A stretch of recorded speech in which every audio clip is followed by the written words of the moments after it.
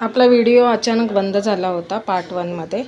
आता आपण ही ग्रेव्ही चांगली आपली शिजलेली आहे, मस्त सुक्की झालेली आहे। ह्याच्यात थोडंसं आपण आता हे सोयाबीन जे आहेत सोक केलेले ते टाकणार आहोत। येस, हे खूप खायला टेस्टी पण असतात। ह्याच्यात हाय प्रोटीन असतं, विटॅमिन भरपूर असतात। आणि ह्याच्यामध्ये जर तुम्हाला तुमच्या मुलांना स्कूलमध्ये जायचं असेल तर चांगलं हे भेटतं।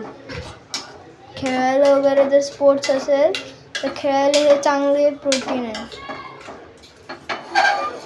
स्टॅमिना भेटतो असं बोल। स्टॅमिना पण असतो याच्यात आणि खायला एकदम क्रिस्पी असतं। आणि ह्याच्यात थोडंसं गरम पाणी टाकणार आहे। आता ह्याच्यात थोडंसं गरम पाणी, ते पण मी मिक्सरचं भांडं धुवून घेतलेलं होतं पाणी। फक्त मिक्सरचं पाणी धुवून घ्यायचं, जे आपण पाणी पाहिजे असतं। वाटण केलेलं होतं ती ग्रेव्हीचं पाणी आहे, फक्त वाटणे केलेलं असतं त्याचं ग्रेव्हीचं पाणी असतं फक्त आणि फक्त। गॅस फास्ट केलेला असतं, इथे दोन्ही आता गरम होतात।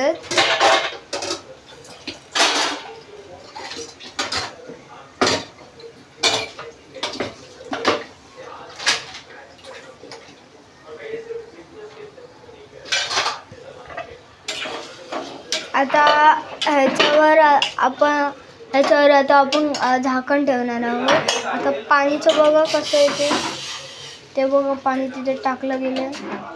हे खायला खूपच क्रिस्पी असतं आणि मस्त पण लागतं। जर तुमच्या स्कूलमध्ये तुम्हाला जर ग्रेव्ही पाहिजे असेल तर ही ग्रेव्ही बेस्ट आहे। तुम्ही थोडे हे शिजल्यानंतर तुम्ही बंद करू शकता। पूर्ण इतकं झालं, आम्हाला एकदम सुखं लागतं। तुम्ही पाहिजे तशी ग्रेव्ही बनवू शकता त्याच्यामध्ये।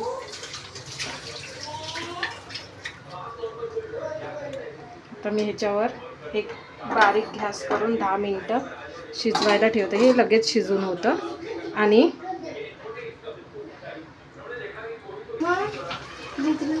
आता हे शिजत आहे, ह्याच्यात मी थोडासा लिंबू पिळणार आहे। ते खूप मस्त वाटलं नाही, यमी पण दिसते। आणि तुम्ही बघू शकता हे थोडं टाईप चिकन सारखं दिसतंय। हां, हे नॉनव्हेज लोकांचं चिकनच आहे थोडक्यात। स्मेल छान आला लिंबू पिळल्यावर। पण ह्याच्यात जे आपलं नॉर्मल पनीर सारखं असतं ना तसंच आहे, फक्त हे नॉनव्हेज आहे। व्हेज आहे, व्हेज आणि नॉनव्हेज दोन्ही।